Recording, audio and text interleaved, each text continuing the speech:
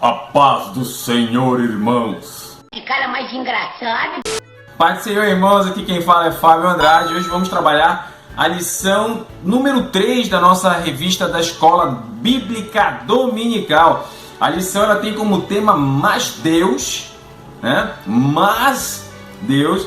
Então eu gostaria que você pedir a você encarecidamente que você abrisse a sua Bíblia lá em Efésios, capítulo 2. Nós vamos ver do verso 1 a 10, né? Então, acompanha comigo aqui. Eu, como tenho o texto decorado, eu vou citar aqui, tá? Então, por gentileza, acompanhe aí na sua Bíblia. Diz assim, abre aspas para Efésios, né?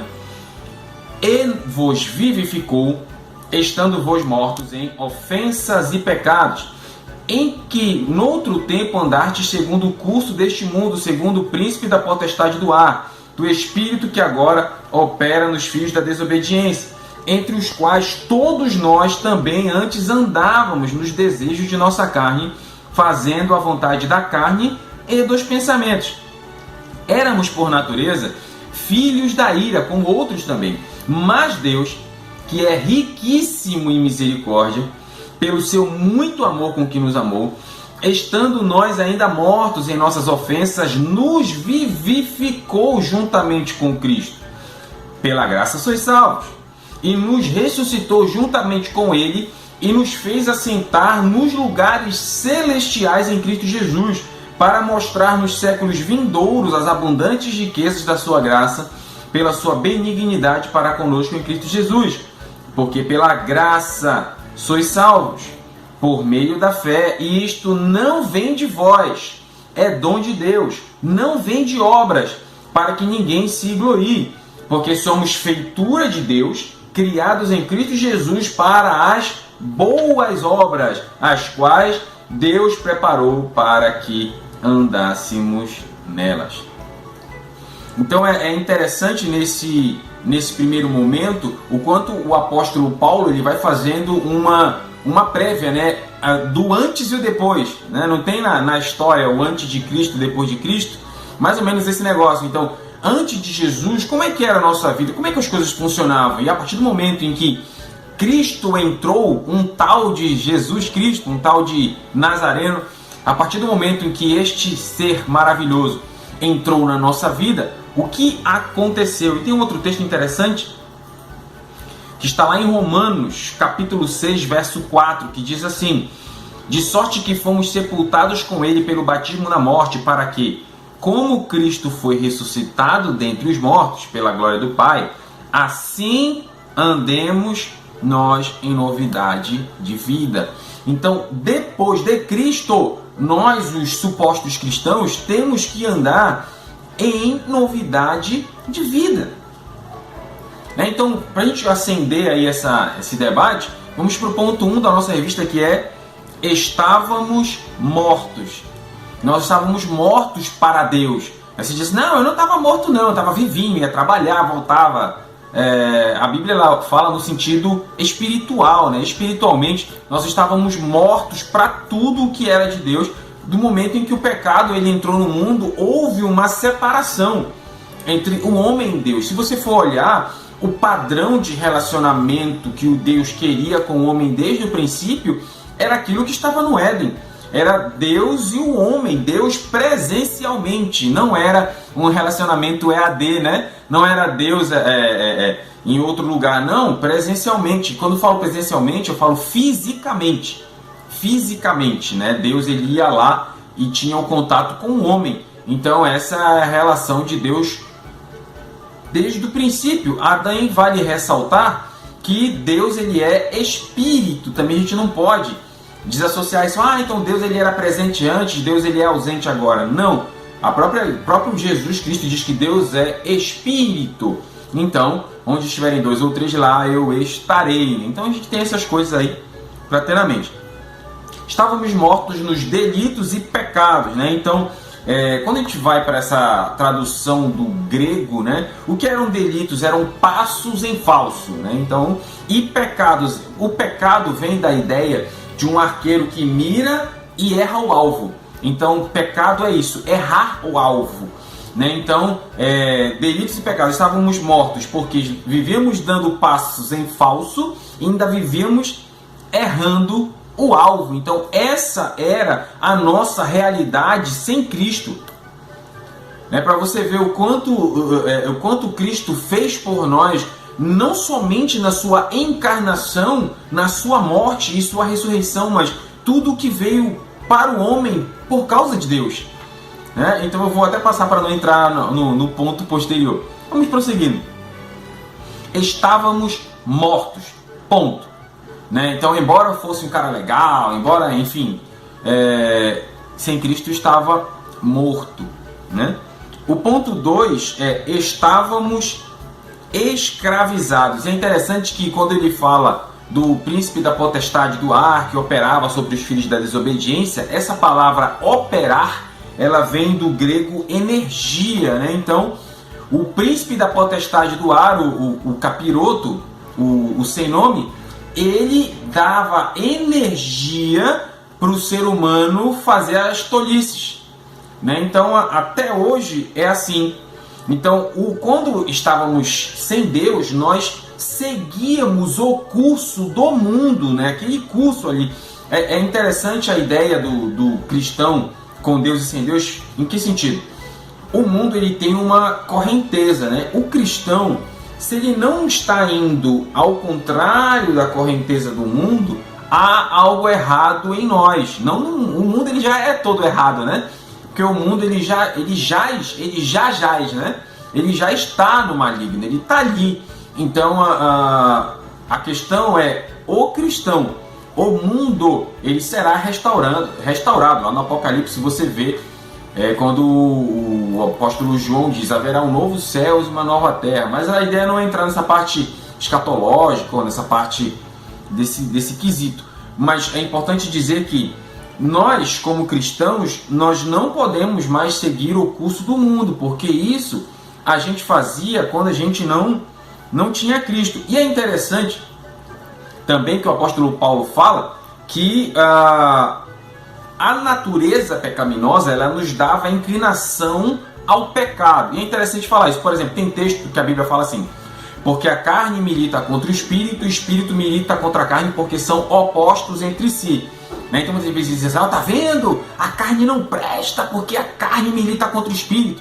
Mas a gente tem que entender o seguinte: quando a Bíblia fala de carne, neste texto de a carne milita contra o espírito, ela não usa a palavra soma, carne e corpo, Ela usa a palavra sarx, carne, natureza pecaminosa. Porque teologicamente falando, o homem no Éden ele era uma tricotomia, ele era corpo, alma e espírito. Normalmente o número 3 ele tem muita coisa envolvida com este número na Bíblia, a Trindade, se bem que esta palavra Trindade, ela não existe na Bíblia, ela foi criada por Tertuliano lá pelo século IV, assim como a palavra Lúcifer não tem na Bíblia, que também foi ideia de Orígenes. Mas a ideia existia no Éden corpo, alma e espírito.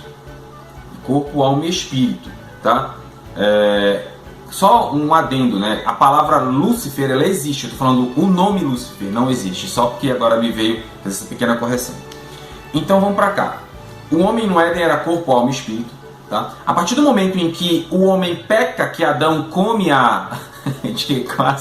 quase eu falo come a maçã, Não era maçã, tá, irmão? A Bíblia não diz. A Bíblia só diz que era um fruto, Mas aí tem sempre uns mequetrefe que colocam maçã, ou coloca pera, coloca uma fruta lá. Enfim. No momento em que Adão come o fruto, a natureza pecaminosa ela entra no homem e aí passa a ser corpo, alma, espírito e sarx, que é a natureza pecaminosa. Ela entrou por causa do pecado. E é interessante, se você for pegar lá no nosso podcast Pelo Ouvir, já estou fazendo aqui o merchan, nós aqui na nossa igreja temos o nosso podcast Pelo Ouvir, dá um pulo lá. E numa das pregações do irmão Alexandre, ele falou sobre, o tema era coração inteiro, tá? Acho que foi esse ano, eu não lembro se foi esse ano ou ano passado, mas você dá uma olhadinha lá, você acha. Coração inteiro. Quando ele falou de coração inteiro, eu achei muito bacana o seguinte, ele falou assim, quando nós entregamos a nossa vida para Jesus, nós ainda muitas vezes sentiremos a vontade de fazer coisa errada.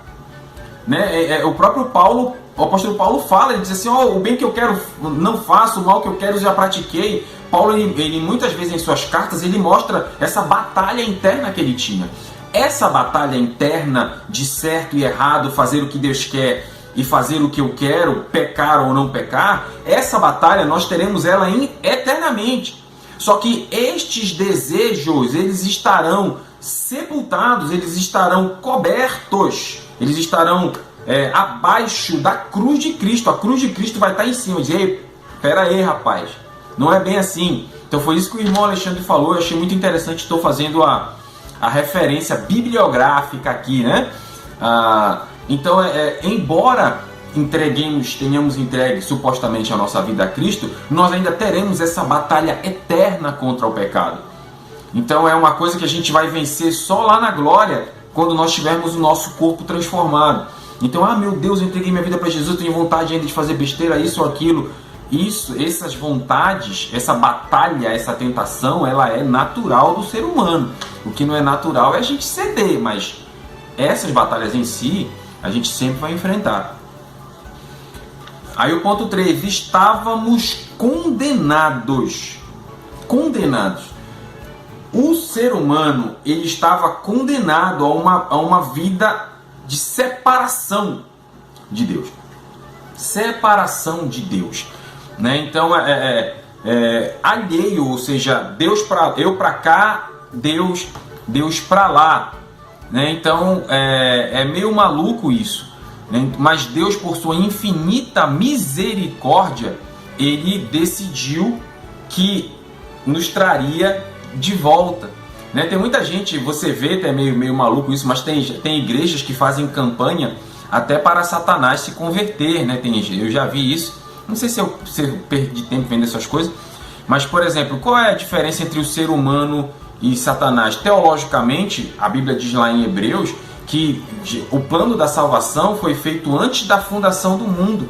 Então, por que a situação do capiroto lá é diferente? Porque a decisão que ele tomou de ir contra Deus foi tomada na eternidade. Isso são aspectos teológicos. Mas o ser humano, pela infinita graça de Deus, teve um outro caminho e tem essa opção. Né? Mas vamos prosseguindo. Mas Deus, essa é a ideia. Olha, é interessante, porque a coisa estava caminhando para o buraco. Aí de repente o apóstolo Paulo começa, mas Deus, em sua infinita e misericórdia. Ou seja, foi Deus, não fui eu, não foi a minha capacidade, não foi os meus olhos azuis e tal, não, foi a infinita graça e misericórdia de Deus. Eu tenho que ter isso na minha cabeça. Então, o que Deus fez? Primeiro, Deus nos deu vida juntamente com Cristo. Então, nós éramos mortos, mas Cristo nos deu vida. Nós temos que estar vivos para Deus e mortos para as coisas do mundo. Quando a gente fala as coisas, a gente tem que ter muito cuidado com esse negócio de coisa do mundo, para a gente não ficar rotulando. Porque essa ideia de sagrado e profano foi uma ideia grega, né? Isso aqui é de Deus, isso aqui não é de Deus, isso aqui é santo, isso aqui é profano. A gente tem que tomar muito cuidado com essas nomenclaturas, que às vezes as pessoas veem o diabo em tudo, e quem vê o diabo em tudo não vê Deus em nada, né? Isso aqui é do diabo, isso aqui é do diabo, meu Deus, olha, aquele saco ali de bater, meu Deus, é do capeta, olha uma imagem ali do Mário, ai meu Deus, é o Satanás. Então às vezes a gente rotula Satanás em tantas coisas, mas a gente tem que entender que Deus nos deu vida. Embora o mundo esteja no maligno, o mundo é de Deus, que é criação de Deus. Né? Então, vamos tomar sempre muito cuidado com isso. Cristo nos deu vida. Ponto. Ele nos ressuscitou. Então, nós temos que estar mortos para os desejos do mundo, para os desejos pecaminosos, para as coisas do mundo, que é o pecado e seus asséclas, mas vivos para Deus, porque Cristo nos ressuscitou para que vivamos uma novidade de vida, uma vida nova. Eu não morri e ressuscitei para viver a mesma coisa. Sabe, é uma ideia, a ideia eu digo assim, não do 360, né? Do 180, né? Você tá aqui, você deu um outro rumo na vida, né? Você deu uma virada, né? Você foi por um outro caminho. É interessante quando os magos eles encontram Jesus, porque entenda, não eram reis magos, isso foi a anomalia de algum maluco que escreveu isso. Se eles eram reis, eles não eram magos. Se eles eram magos, eles não eram reis. Os magos, eles eram astrólogos.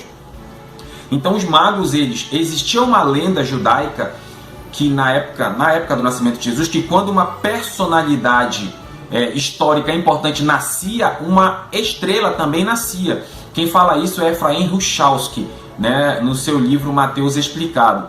Então ele conta, ele é judeu, ele é lá de Israel mesmo, né, ele é guia lá. Então ele diz o seguinte: por que os magos encontraram a Cristo? Porque os magos astrólogos identificaram uma estrela que surgiu, que essa estrela se movimentava, e eles chegaram até Cristo. E sabe o que é interessante? Os magos, eles foram por um caminho, encontraram até Herodes, encontraram Jesus, mas a Bíblia narra que depois de encontrar Jesus, eles voltaram por um outro caminho. Ou seja, quem encontra com Cristo não pode voltar pelo mesmo caminho, tem que voltar por um caminho diferente. Por quê? Porque encontrou a Cristo. Então essa consciência que eu tenho que ter. Então por que Deus fez isso? Primeiro, por causa da sua misericórdia. Deus, ele é misericordioso. Olha, tem gente que diz assim: Deus tem que me abençoar porque eu dou o dízimo. Deus tem que me abençoar porque eu dou ofertas. Deus tem que me abençoar porque eu sou legal. Deus não tem obrigação nenhuma com o homem. Deus não tem. Deus, tudo o que Ele faz é por sua infinita graça e misericórdia. Não é pelos meus olhos azuis, não é pelos seus olhos azuis, não é pela nossa infinita presciência, não é por causa dos nossos 1000 diplomas. Não, é por sua graça. Tudo o que Deus faz é por sua graça, por sua misericórdia, pelo seu grande amor, né? Porque Deus amou o mundo de tal maneira, ou seja, o amor de Deus é tão grande que João não conseguiu descrever. Ele disse: Deus amou o mundo de tal maneira. E a graça, tudo é pela graça, é pelo favor imerecido. A salvação é pela graça, as bênçãos é pela graça. Não há nada de bom em nós que não venha de Jesus. Tudo é pela graça e pela sua infinita bondade. Você entende? Graça, misericórdia, amor e bondade são os 4 pilares, né? Não tem as 4 operações básicas da matemática, que é soma, subtração, multiplicação e divisão. Eu, como contador, eu brinco que as 4 operações básicas de uma empresa é compra, venda, pagamento e recebimento, né? E como cristão, as 4 operações básicas espirituais de Deus é misericórdia, amor, graça e bondade, né? Então é Deus, cara. Não tem outra explicação. Por que Deus nos salvou? Por sua graça. Deus poderia ter varrido a humanidade e criado tudo de novo, brother. Não tô afim, esse pessoal aí, meu Deus, me faz esses crentes aí me faz uma raiva, vou varrer o universo. Pronto, Deus poderia ter feito isso. Mas Ele, por sua infinita graça e misericórdia, nos salvou. Porque nós somos feitura dele, criação de Deus, criados para viver em boas obras, trilhando bons caminhos. Chegando aqui na conclusão, o que a gente tem que frisar aqui é: mas Deus, pela sua graça. Então, a nossa vida estava descarrilhando, indo para o buraco, indo para o abismo, mas Deus, pela sua infinita graça e misericórdia, Ele nos mudou de caminho, Ele nos fez tomar um outro rumo, e que nós nunca nos esqueçamos que Deus, pelo seu amor, pela sua graça, pela sua bondade, pela sua misericórdia, é que fez tudo isso por nós. Que sejamos sempre gratos a este Deus que tudo fez e tudo entregou por nós. Que possamos ter esta mesma postura e que possamos servi-lo com um coração inteiro. Que quem fala é Fábio Andrade. Muito obrigado por assistir até o fim. Deus abençoe e até a próxima. Valeu!